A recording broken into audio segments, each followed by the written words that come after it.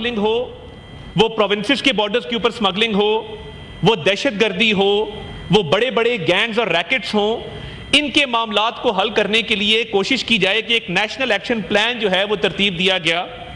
और इसकी बुनियाद रखी गई एपीएस के हमले के बाद।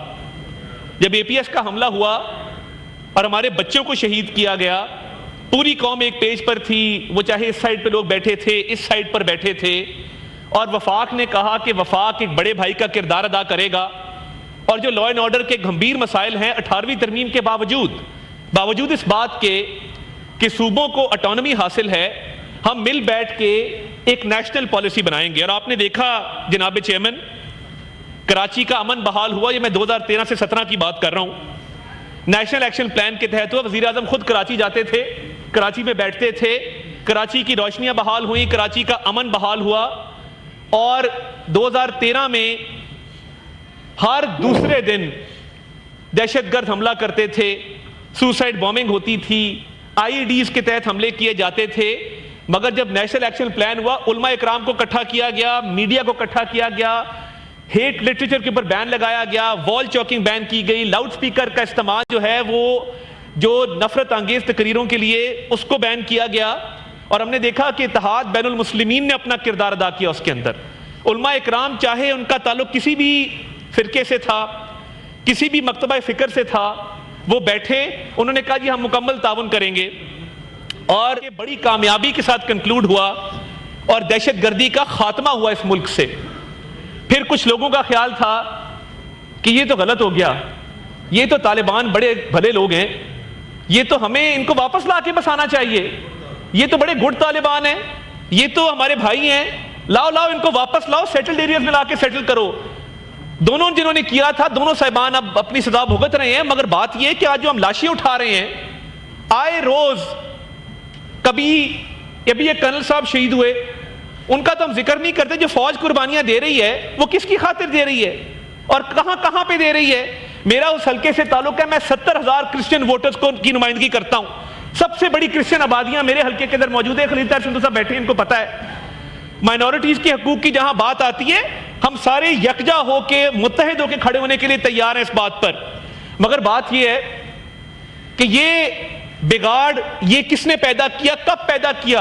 ये पॉलिसी डिसीजन जब स्टेट ने लिया और उस स्टेट में उस वक्त के वजीर आजम ने इसको लीड किया और कहा कि ला के इनको वापस बसाओ, तो उन्होंने ये नहीं देखा कि एक national action plan in place था और उस नेशनल एक्शन प्लान के तहत वफाक और सूबों ने मिलकर कुर्बानियां भी दी थी और दहशतगर्दी का खात्मा किया था।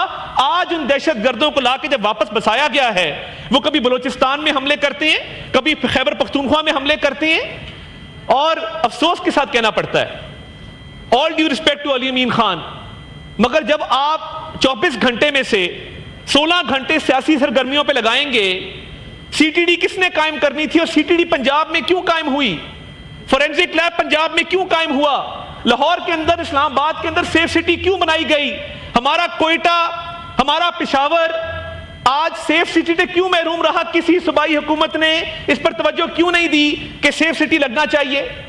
आज सेफ सिटी लगा होता। लाहौर में एक दहशतगर्द ने हमला किया, हमारे सीनियर पुलिस ऑफिसर सीटीओ थे, हमारे दोस्त थे, कैप्टन मुबीन शहीद हुए, कोयटा में पोस्टेड रहे, बहुत सारी सर्विस कोयटा में की, हमने उनकी भी लाश उठाई, उनका भी जनाजा पड़ा। सेफ सिटी कैमरास की मदद से हमने बैक ट्रैक किया, हम उन अफगान बशिंदों तक पहुंचे जिन्होंने उसकी सारी प्लानिंग की थी, उनको सजा दिलवाई। ज़ैनब का मामला होता है कसूर के अंदर, फोरेंसिक लैब 2 किलोमीटर के रेडियस के अंदर तमाम टेस्टिंग करती है। ज़ैनब वाले केस के मुलजिम को फांसी हुई इस मुल्क के अंदर। तो ये सूबाई हुकूमतों की कैपेसिटी बिल्ड करना, क्या हमारी तमाम पार्टियां जो यहां मौजूद हैं उनके नुमाइंदों का फर्ज नहीं है? क्या उनके अपने अपने चीफ मिनिस्टर का फर्ज नहीं है? क्या वफाक 2013 से 17 कुर्बानी भी दे, दहशतगर्दी का खात्मा भी करे और मुल्क के अंदर अमन कायम भी करे, और उसके बाद एक शख्स आए और कहे नहीं good Taliban come back, welcome back, और उनको लाके बसा दे? आज जो जनूबी खैबर पख्तूनख्वा में हो रहा है उसका जिम्मेदार कौन है? तो मैं मुख्तसर ये गुजारिश करना चाहूंगा कि देखिए ये बड़े गंभीर इश्यूज हैं। दुक्की का वाकया इंतहाई अफसोसनाक है। मजदूर थे, कानकुन थे, बेगुनाह थे, बेकसूर थे। सरफराज बुगटी साहब बतौर चीफ मिनिस्टर, जी जरूर दीजिएगा, मुझे बात कर लेने जी, जरूर कीजिएगा अपनी अपनी बारी पर। सरफराज बुगटी साहब एक बहुत फर्शनास اور بہت قابل وزیر اعلیٰ ہیں، ہمیں ان پر پورا اعتماد بھی ہے، اعتبار بھی ہے، اور وہاں کی پولیس اور ایڈمنسٹریشن کے ساتھ مل کے، سیکیورٹی ایجنسیز کے ساتھ مل کے جو ہو سکتا ہے وہ کر رہے ہیں اور محنت کرتے نظر آتے ہیں۔ وہ صبح ارلی شروع کرتے ہیں، رات گئے تک وہ انہی مسائل کو حل کرنے میں لگے رہتے ہیں۔ وفاق کی پوری کوارڈینیشن ہے اور یہ مسائل حل ہوں گے انشاءاللہ تعالی۔ ہم نے پہلے بھی کیا ہے، ہم دوبارہ بھی کریں گے۔ اور جہاں تک ریسورسز کی بات ہے، دیکھیے یہ جو ریسورسز جاتے ہیں، چاہے وہ وفاق دے، چاہے وہ این ایف سی ایوارڈ کے تحت ہو، تو یہ این ایف سی ایوارڈ کا سلسلہ بھی میں کریڈٹ دینا چاہتا ہوں صدر آصف علی زرداری صاحب کو۔ یہ ان کا ویژن تھا کہ جس کے تحت یہ این ایف سی ایوارڈ جو ہے اس کے تحت صوبوں کو ریسورسز جاتے ہیں، لا اینڈ آرڈر کے لیے جاتے ہیں، اینٹی ٹیررزم کے لیے جاتے ہیں۔ تو یہ بتایا جائے کہ نیشنل ایکشن پلان کی 2018 سے 22 کتنی میٹنگز ہوئی، میں آپ کو بتا دیتا ہوں۔ ایک میٹنگ کے علاوہ 2018 سے 22 اس شخص نے ایک نیشنل ایکشن پلان کی میٹنگ نہیں کی۔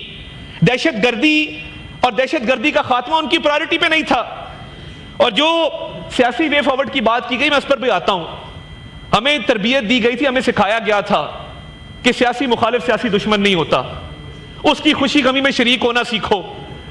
ہمیں یہ نہیں کہا گیا تھا کہ ان کی شادی بیاہ پہ مت جانا، ہمیں یہ نہیں کہا گیا تھا یہ چور ڈاکو ہیں، ان کا کوئی فوت ہو جائے تو پرسہ دینے مت جانا۔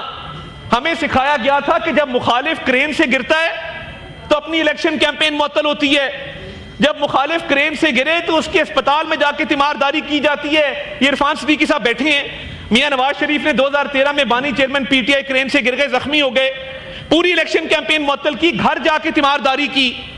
الیکشن کے بعد مجھے مکمل کر لینے دیجئے، بالکل ضرور بات کیجئے گا، ان باتوں کا جواب کوئی نہیں مگر ضرور سارے دیں۔ میں تو کہوں گا سارا ہاؤس کورس کے اندر اگر جواب دے دے تو بڑا اچھا ہوگا۔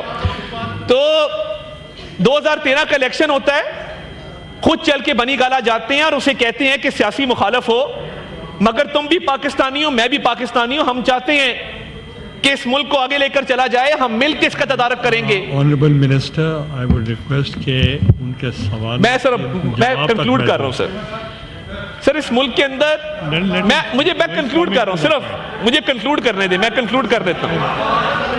کنکلوڈ کر رہے ہیں، وہ جواب دے رہے ہیں۔ میں کنکلوڈ کر رہا ہوں، آخری 2 منٹ ہیں، میں بات کر دیتا ہوں آپ ضرور۔ جہاں میں نے یہ گزارش کی کہ چاہے یہ صوبائی سبجیکٹ ہے، وفاق اس پہ پوری کوآپریشن کوارڈینیشن کرنے کو تیار ہے، وہ چاہے لا اینڈ آرڈر کا مسئلہ ہو۔ دیکھیے جو کچے کا مسئلہ ہے وہ صرف سندھ میں نہیں ہے، جہاں کشمور اور گوٹکی میں وہ مسئلہ ہے، وہیں میرے رحیم یار خان اور راجن پور میں بھی وہ مسئلہ ہے۔ یہ ٹرائی بارڈر ایریا ہے جس کے اندر کچے کا یہ آپریشن کیا جا رہا ہے، اس کے لیے پولیس کو اے پی سیز دی گئی، پولیس کو اکوپ کیا گیا۔ ہمارے ہاں ریورائن پولیس کا کانسیپٹ نہیں تھا کہ وہاں کچے کے راگی سے دریا گزرتا ہے، پولیس کو باقاعدہ بوٹس بنا کر دی گئی، ان کی ریورائن ٹریننگ کی گئی۔ ریورائن پولیس کی اسٹیبلشمنٹ پہلی دفعہ تاریخ میں ہوئی کہ دریا کے دونوں کناروں کے اوپر جو مسئلہ ہے اس کو حل کیا جائے۔ سیاسی روایات پہ آخری بات کر کے میں اپنی بات ختم کروں گا۔ یہ بیٹھے ہیں عرفان صدیقی صاحب، ان کی آج بھی وہ فوٹیج موجود ہے جہاں پہ انہوں نے ہتھ کڑی لگائی ہوئی اور ایک قلم پکڑا ہوا ہے۔ اس ملک میں جو میں بات کر رہا ہوں کہ خوشی غمی میں منع کیا گیا کہ یہ دشمن ہے اور یہ وقت کا دھارا ہے، آج ہم ادھر بیٹھے ہیں، کل آپ بیٹھے تھے، کل پھر کوئی بیٹھا ہوگا یہاں پہ، یہ چلتا رہتا ہے، کوئی اس طرف بیٹھا ہے کوئی اس طرف بیٹھا ہے، مگر ہماری سیاسی روایات جو ایک شفاف دریا کی طرح تھی، اس کو زہر آلود کس نے کیا، اس میں آلودہ پانی کس نے ڈالا؟ اس نے ڈالا جس نے فریال تالپور کو چاند رات کو گرفتار کر کے کہا کہ اس کو جیل میں بھیجو۔